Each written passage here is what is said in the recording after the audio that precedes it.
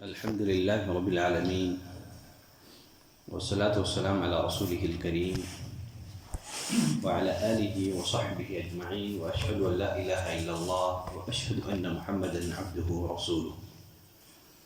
أعوذ بالله من الشيطان الرجيم من همزه ونفخه ونفثه وإن خفتم ألا تقسطوا في اليتامى فانكحوا ما طاب لكم من النساء مثنى وثلاث ورباع فإن خفتم ألا تعدلوا فواحدة أو ما ملكت أيمانكم ذلك أدنى ألا تعولوا.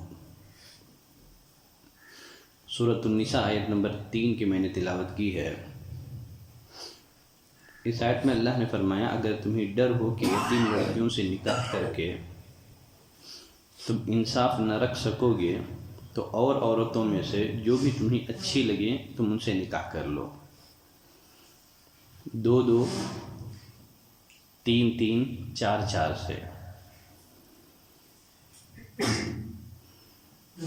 کل کے درس میں دشمنان اسلام نے تعدد ازدواج کو لے کر کے جو اعتراضات کیے تھے اس کا جائزہ لیا گیا تھا.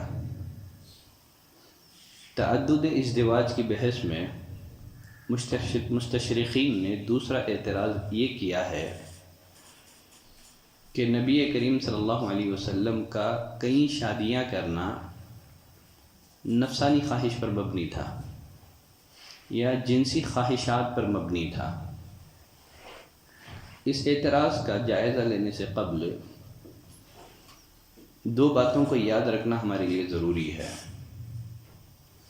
پہلی بات یہ ہے کہ آپ صلی اللہ علیہ وسلم نے متعدد نکاح اس وقت کیے جب آپ بڑھاپے کی عمر کو پہنچ چکے تھے. تقریباً آپ کی عمر 50 سے تجاوز کر چکی تھی. آدمی پر نفسانی خواہشات کا غلبہ زیادہ سے زیادہ 25 سے 50 سال کی عمر تک ہوتا ہے. نبی کریم صلی اللہ علیہ وسلم نے اس عمر میں 25 برس کی عمر میں ایک بال بچوں والی خاتون ختیجہ رضی اللہ تعالی عنہ سے نکاح کیا. جب تک وہ زندہ رہیں آپ صلی اللہ علیہ وسلم نے کوئی دوسرا نکاح نہیں کیا. اگر آپ صلی اللہ علیہ وسلم شہوت پرست ہوتے تو جوانی کی عمر میں ایک خوبصورت کنواری لڑکی سے نکاح کرتے, کم عمر لڑکی سے نکاح کرتے, بلکہ ایک نہیں کئی لڑکیوں سے نکاح کرتے.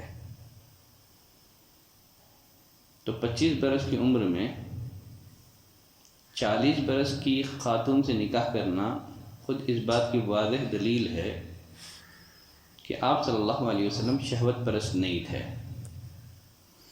اور دوسری بات یہ ہے سیدہ عائشہ رضی اللہ تعالی عنہ کے سوا آپ نے جن خواتین سے بھی نکاح کیا وہ سارے کے سارے بیوہ تھے. صرف سیدہ عائشہ رضی اللہ تعالی عنہ کنواری تھی, نوجوان تھی. تو اس سے بھی معلوم ہو گیا کہ آپ صلی اللہ علیہ وسلم کا زیادہ شادیاں کرنا یہ نفسانی خواہشات پر مبنی نہیں تھا, یہ جنسانی خواہشات پر مبنی نہیں تھا.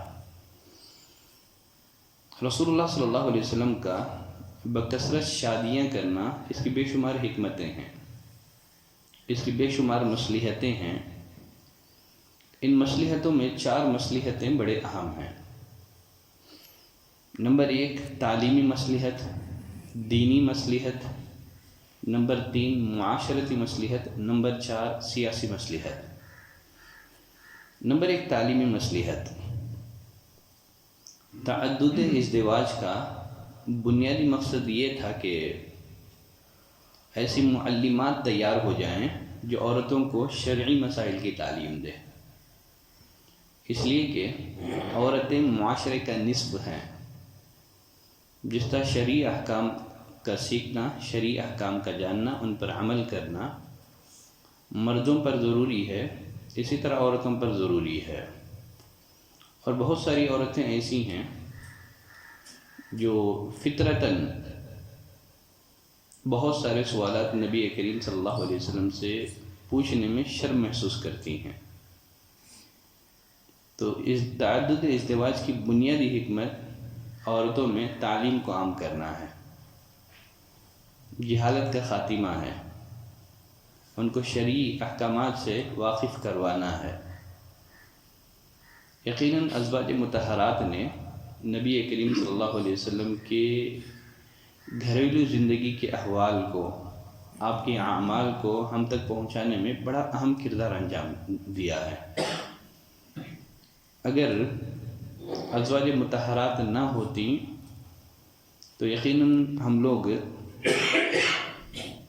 کئی ایک مسائل سے، کئی باتوں سے محروم ہو جاتے ہیں۔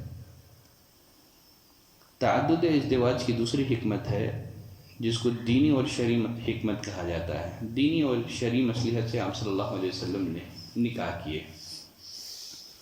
زمانے جاہلیت میں لے پالک بیٹے کا رواج موجود تھا، اور اس جاہلی معاشرے میں تمام معاملات میں لے پالک بیٹے کو حقیقی بیٹے کا درجہ دے دیا جاتا تھا، وراثت میں، نکاح اور طلاق کے باب میں۔ نبی کریم صلی اللہ علیہ وسلم نے زید بن حارثہ کو اپنا لے پالک بیٹا بنایا تھا،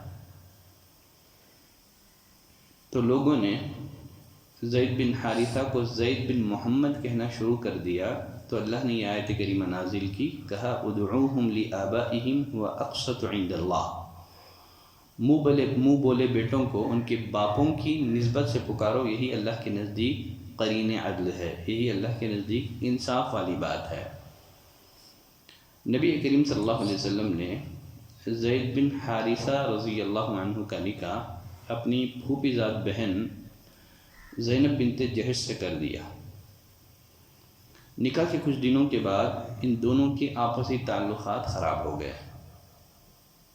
زید بن حارثہ رضی اللہ عنہ نے زینب بنت جحش رضی اللہ عنہ کو طلاق دے دیا، تو اللہ نے آسمان سے نبی کریم صلی اللہ علیہ وسلم کا نکاح زینب بنت جحش سے کرا دیا، اور اس نکاح کی حکمت اللہ نے خود بیان کی، فرمایا لِكَيْ لَا يَكُونَ عَلَى الْمُؤْمِنِينَ حَرَجٌ فِي أَزْوَاجِ أَدْعِيَائِهِمْ إِذَا قَضَوْا مِنْهُنَّ وَطَرًا، تاکہ مومنوں پر ان کے لے پالک کی بیویوں کے بارے میں جب وہ ان سے اپنا تعلق ختم کر لیں کوئی تنگی باقی نہ رہے۔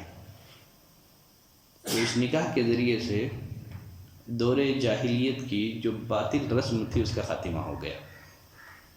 جو لے پالک بیٹے کو حقیقی بیٹے کا درجہ دے دیا جاتا تھا وراثت میں، نکاح اور طلاق کے باب میں، تو اس نکاح کے ذریعے سے اس باطل رسم کا خاتمہ ہو گیا۔ تو یہ ہے دینی مصلحت۔ اور تیسری مصلحت ہے معاشرتی مصلحت۔ اس حکمت کے پیش نظر آپ صلی اللہ علیہ وسلم نے اکثر شادیاں قبیلہ قریش میں کی تھی، جن کی بدولت سسرالی اور نسبی رشتہ داریاں مضبوط ہو گئی۔ عرب کے مختلف قبائل میں اسلام پھیلا، اور جو ان کی قدیم دشمنیاں تھیں اس کا خاتمہ ہو گیا۔ تو معاشرتی تعلقات کو استوار کرنے کے لیے سیدہ عائشہ اور پھر سیدہ حفصہ رضی اللہ عنہا سے نکاح نبی کریم صلی اللہ علیہ وسلم نے معاشرتی مصلحت کی بنا پر ہی کیا تھا۔ نمبر 4، سیاسی مصلحت۔ نبی کریم صلی اللہ علیہ وسلم نے بعض عورتوں سے نکاح سیاسی مصلحت کی بنا پر یا سیاسی مقصد کی خاطر کیا تھا۔ جب انسان کسی خاندان سے یا کسی قبیلے سے شادی کرتا ہے تو اس کے اور اس خاندان اور قبیلے کے درمیان قرابت داری کا رشتہ قائم ہو جاتا ہے۔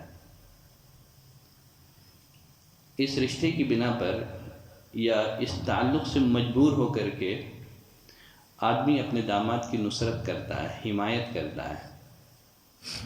تو آپ نے جو بہت سارے نکاح کیے اس کے پیش نظر سیاسی مصلحتیں بھی تھیں۔ جیسے آپ صلی اللہ علیہ وسلم نے جویریہ رضی اللہ عنہا سے، ام حبیبہ سے، صفیہ بنت حی سے جو آپ صلی اللہ علیہ وسلم نے نکاح کیے تھے وہ سب سیاسی مصلحت کے لیے۔ تو خلاصہ یہ ہے کہ نبی کریم صلی اللہ علیہ وسلم کا بکثرت نکاح کرنا یہ نفسانی خواہشات کی بنا پر نہیں تھا، بلکہ آپ صلی اللہ علیہ وسلم کی ان شادیوں کی بے شمار مصلحتیں ہیں۔ اہل علم نے اس پر بہت کچھ لکھا ہے اور بھی بہت ساری مصلحتوں سے متعلق انہوں نے گفتگو کی ہے، لیکن یہ 4 مصلحتیں بڑی اہم ہیں۔ پھر انشاءاللہ اسی آیت کا سلسلہ تسلسل جاری رہے گا۔ آج کے لیے اتنی گفتگو کافی ہے۔ سبحانک اللہم و بحمدک، اشہد ان لا الہ الا انت، استغفرک و اتوب الیک۔